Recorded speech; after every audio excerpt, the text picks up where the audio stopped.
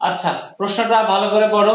বায়ুর তাপমাত্রা 30°C, এক ব্যক্তি এ আর প্রতিফলক থেকে সে 15 মিটার দূরে আছে। এবার 20 সেন্টিমিটার তরঙ্গদৈর্ঘ্যের শব্দ উৎপন্ন করে 20 মিটার/সেকেন্ড থেকে প্রতিফলকের উল্টো দিকে দৌড়াতে শুরু করলো। প্রথম জানতে চাচ্ছে শব্দ তরঙ্গের পর্যায়কাল কত, গ নাম্বারে। তাহলে পর্যায়কালের এই ম্যাথ গুলো তো এমনিতেই খুব সহজ হয়। এফ ইকুয়াল আমরা কি জানি, আমাদের তরঙ্গের ক্ষেত্রে গ নাম্বার ম্যাথটা যদি দেখি, আমাদের সূত্র হলো ভি ইকুয়াল এফ ল্যামডা। তাহলে আমাদের এখানে যেহেতু পর্যায়কাল জানতে চাচ্ছে, পর্যায়কাল বলতে কি বোঝায়, এফ এর যে বিপরীত 1/t, তাহলে লেখা যায় v equal 1/t into lambda. তাহলে t ইকুয়াল লেখা যায় কি, t ইকুয়াল লেখা যায় ল্যামডা ডিভাইডেড বাই v। কারণ t সাইড চেঞ্জ করলে পাশে এসে উপরে উঠে যাচ্ছে, ল্যামডা ল্যামডার মধ্যে থাকলো, v নিচে চলে গেল। তাহলে t ইকুয়াল হচ্ছে ল্যামডা বাই v। এখানে কিন্তু ল্যামডার মান আমাদের অলরেডি বলা আছে। ল্যামডার মান কত বলা আছে এখানে আমাদের, দেখো 20 সেন্টিমিটার তরঙ্গদৈর্ঘ্যের শব্দ উৎপন্ন করে। তাহলে আমাদের কি কি দেয়া আছে এখানে, এখানে ল্যামডা ইকুয়াল হলো 20 সেন্টিমিটার, মিটারে কনভার্ট করলে কি হবে 0.2 মিটার, এটা আমাদের দেওয়া।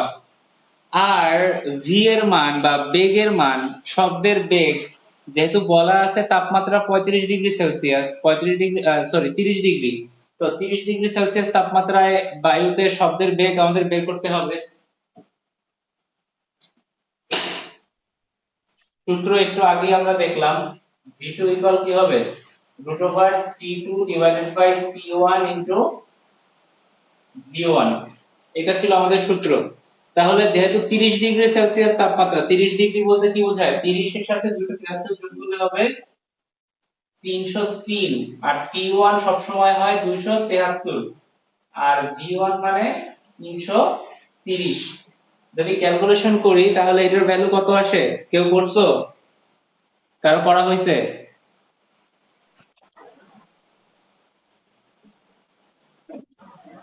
Sir 5.75 into 10 inverse 4। না না, এই যে এই বেগের মানটা বলো প্রথমে, বেগ কত বেগ হবে? হচ্ছে স্যার এই যে 346.66। 347.66। এত মিটার পার সেকেন্ড, এটা হলো আমাদের শব্দের বেগ। সুতরাং এখানে আমরা t এর ভ্যালু যদি বসিয়ে দেই 0.2 ডিভাইডেড বাই 347.66, অতএব t এর ভ্যালু কত আসতেছে, sir 5.75 into 10 inverse 4। 5.75 into 10 inverse 4 second.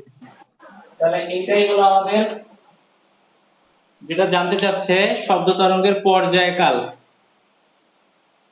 যদি কেউ বুঝতে না পারি প্রশ্ন করো, তাহলে এক্সপ্লেন শুরু করব, আর বুঝতে পারলে তো আর এক্সপ্লেন করতে হবে না।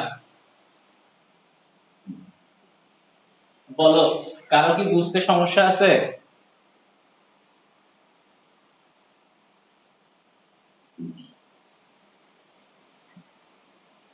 স্যার এখানে 10 ইনভার্স 4 হবে স্যার, -4 হবে। আচ্ছা, ইনভার্স হবে, হ্যাঁ এটা তো বিদ্যুৎ চলে গেছে, কি একটা অবস্থা।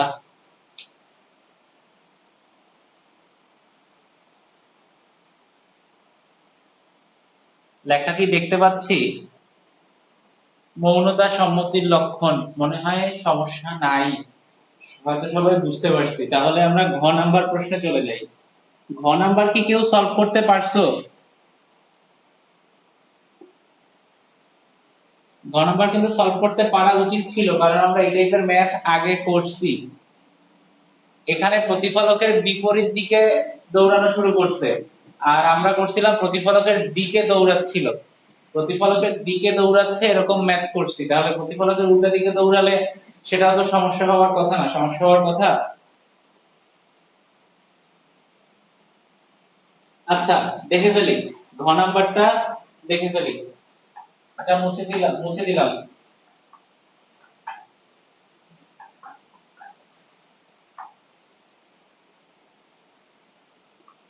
উদ্দীপকটা যদি বোঝার চেষ্টা করি আমরা, উদ্দীপকে কি বলছে, এক ব্যক্তি এত তরঙ্গ দৈর্ঘ্যের শব্দ উৎপন্ন করে 20 মিটার পার সেকেন্ড বেগে প্রতিফলকের উল্টো দিকে দৌড়াতে শুরু করলো। তাহলে বর্তমান যে অবস্থা তাতে এই যদি থাকে একজন ব্যক্তি, এই ব্যক্তি থেকে প্রতিফলক কত দূরে? এই ব্যক্তি থেকে প্রতিফলক হলো 15 মিটার দূরে। শব্দ উৎপন্ন করছে, শব্দ উৎপন্ন করার পর সে কি করছে? সে উল্টা দিকে দৌড়ানো শুরু করছে। ধরলাম সে এই পজিশনে বসে শব্দটা তৈরি করছে। শব্দ তৈরি করে যদি উল্টা দিকে দৌড়ানো শুরু করে, তাহলে ধরে নিলাম শব্দ উৎপন্ন করার সাথে সাথে যেহেতু আমাদের শব্দের প্রতিধ্বনি শুনতে হবে এবং প্রতিফলকটা কোথায়? প্রতিফলক সামনে, তাহলে সে এই পজিশনে বসে শব্দ তৈরি করছে, তাহলে শব্দ এই প্রতিফলকের দিকে গেল। তাহলে যখন সে শব্দটা উৎপন্ন করছে তখন তার এবং প্রতিফলকের মধ্যবর্তী দূরত্ব ধরে নিলাম d, যখন সে শব্দটা উৎপন্ন করছে ওই সময়ে। এবার শব্দ এই পর্যন্ত গিয়ে শব্দ বাধা পেয়ে কি হবে? আবার ফেরত আসবে। কিন্তু সে যদি এখানে স্থির দাঁড়িয়ে না থাকে তাহলে তো আর সে শুনতে পাচ্ছে না। যদি সে উল্টো দিকে না দৌড়াতো তাহলে শব্দ গিয়ে আবার ফেরত আসতো, তাহলেই সে প্রতিধ্বনি শুনতে পেত। কিন্তু শব্দ যেখান থেকে গেল আবার যে ফেরত আসলো, সে তো চিৎকার করার সাথে সাথে উল্টো দিকে দৌড়ানো শুরু করছে। তো ধরে নিলাম সে উল্টো দিকে দৌড়াতে দৌড়াতে এই পজিশন পর্যন্ত আসছে। অতএব শব্দ যদি এইটুকু পর্যন্ত আসে তাহলে তো সে প্রতিধ্বনি শুনতে পাবে না। তাহলে শব্দে কি করতে হবে? শব্দে এখান থেকে আরো সামনে এই পর্যন্ত দূরত্ব আসতে হবে। তাহলে শব্দ মোট কতটা দূরত্ব অতিক্রম করলো? লোকটা এই পজিশনে বসে শব্দ তৈরি করছে, তারপরে উল্টো দিকে দৌড়াইছে, দৌড়ে এই পর্যন্ত আসছে। এই লোকটা যতটুকু সময়ে এই পর্যন্ত দৌড়ে আসলো ওই সময়ের মধ্যে শব্দ এখান থেকে প্রতিফলকে গেল, প্রতিফলক থেকে এই অবস্থানে ফেরত আসলো, প্রতিফলক থেকে এই অবস্থানে ফেরত এসে তারপরে সে আরো এই পর্যন্ত দূরত্ব অতিক্রম করলো। হ্যাঁ, তার গ্রুপে দেখো না। আচ্ছা, তাহলে কি বললাম আমরা? লোকটা যখন শব্দ উৎপন্ন করছে তখন এই পজিশনে ছিল, শব্দ উৎপন্ন করার পর উল্টো দিকে দৌড়াচ্ছে, প্রতিফলক এই দিকে, সে দৌড়াচ্ছে তার উল্টো দিকে। ধরে নিলাম লোকটা এখান থেকে দৌড়াতে দৌড়াতে এই পর্যন্ত আসছে। আর শব্দ কি হয়েছে? শব্দ এখান থেকে প্রতিফলকে গেছে, প্রতিফলক থেকে এই আগের পজিশন পর্যন্ত আসছে, তারপর আবার এইটুকু জায়গা আসছে। যখন এই পজিশনে শব্দ আসছে তখন সে প্রতিধ্বনি শুনতে পেল। এবার শব্দ তাহলে কতটা পথ অতিক্রম করলো? এই অবস্থান থেকে গিয়ে আবার ফেরত আসা, তার মানে d আর d। তাহলে শব্দ প্রথমত টুয়াইস d পরিমাণ পথ অতিক্রম করছে। তারপরে এই রাস্তাটুকু বাড়তি, তাহলে ধরে নিলাম এইখানে লোকটা কতটা পথ অতিক্রম করলো? ধরে নিলাম সে এখান থেকে উল্টো দিকে দৌড়ে দৌড়ে s মিটার পথ বা s দূরত্ব অতিক্রম করছে। তাহলে শব্দের মোট কতটা দূরত্ব অতিক্রম করা লাগবে? শব্দের এই যাওয়া আবার আসা টুয়াইস d প্লাস এই যে বাড়তি s, তাহলে শব্দের টুয়াইস d প্লাস s পরিমাণ দূরত্ব অতিক্রম করতে হবে, তাহলেই প্রতিধ্বনি শুনতে পাবে। এবার অতিক্রান্ত দূরত্ব, টোটালটাই তো অতিক্রান্ত দূরত্ব। অতিক্রান্ত দূরত্বের সূত্র কি? দূরত্ব ইকুয়াল হলো বেগ ইনটু সময়, s ইকুয়াল হলো v into t, s equal vt। এখন s ইকুয়াল তো vt, এই টোটাল দূরত্বটা s অতিক্রম করছে, সরি এই টোটাল দূরত্বটা শব্দ অতিক্রম করছে।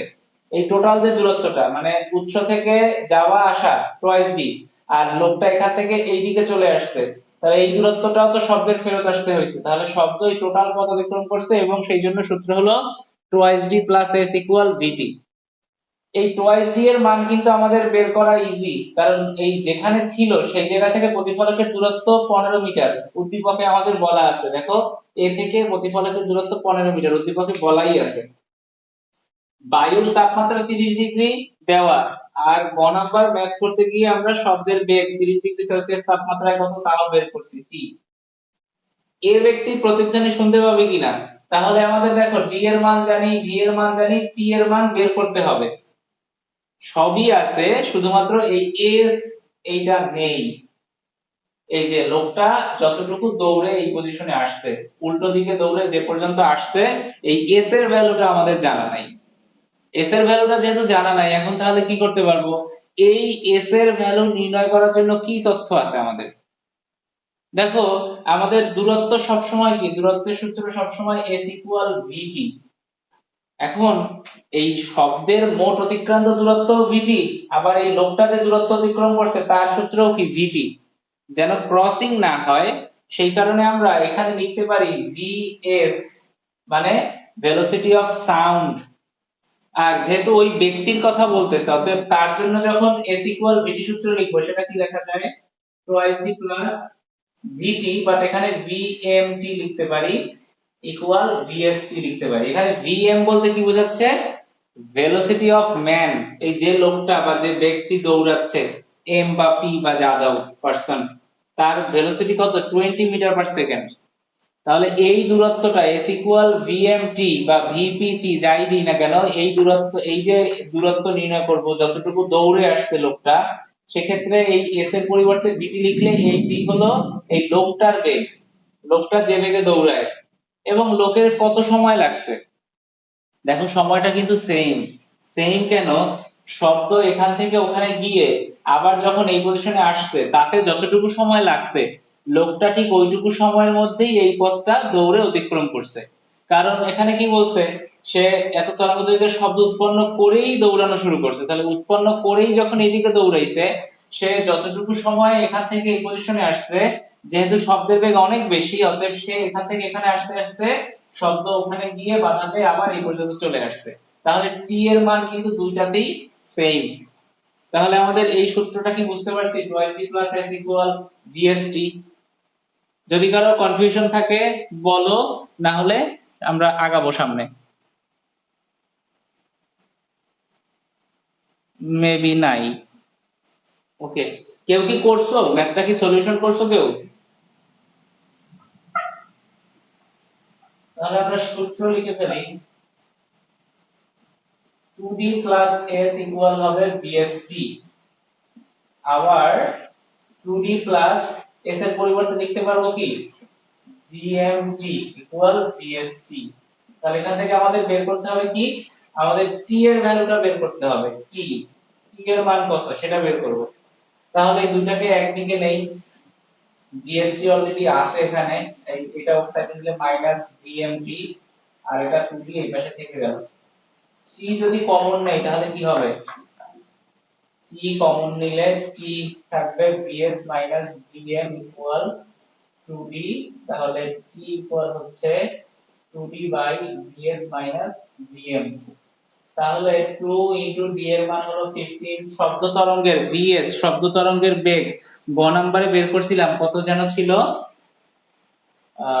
347.66, মাইনাস, আর মানুষটা বা লোক ব্যক্তির বেগ হলো 20। ক্যালকুলেশন করলে যা আসে, যদি এটা 0.1 সেকেন্ডের সমান বা তার চেয়ে বেশি হয় তাহলে প্রতিধ্বনি শুনতে পাবে, আর না হলে শুনতে পাবে না। কারো কি সলভ করা হয়েছে? কেউ কি সলভ করছো? দ্রুত রেসপন্স করো কেউ।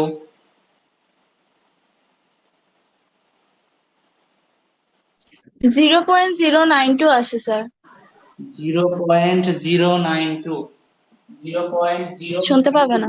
তার মানে এটা তো আমাদের 0.1 সেকেন্ডের চেয়ে কম, অতএব প্রতিধ্বনি শুনতে পাবে না। এটা হলো আমাদের ঘ নম্বর। ওকে, ভালো থাকো সবাই।